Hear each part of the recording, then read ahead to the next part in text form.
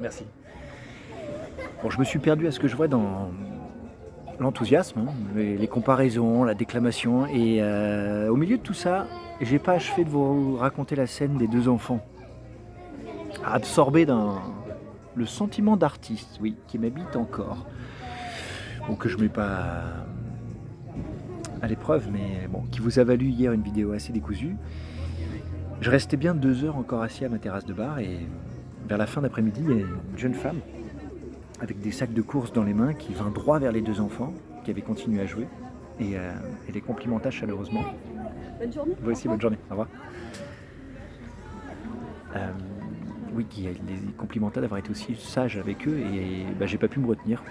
Je l'ai abordée et quand elle passe près de moi.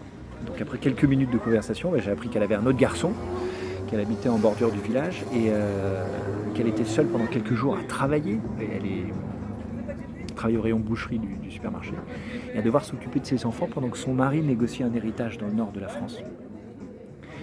J'ai eu de la peine à me séparer de cette femme. J'ai donné des bonbons aux enfants, j'ai proposé à la mère de l'aider à apporter ses courses, mais elle refusa poliment et quitta ainsi.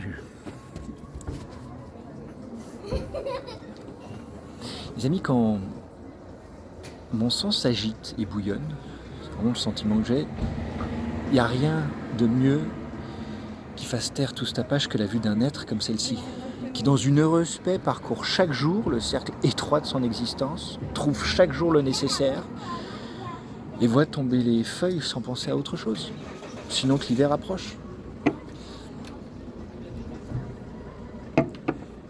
Depuis ce temps, les enfants se sont familiarisés avec moi. Je leur donne des viennoiseries ou des bonbons que j'achète le matin.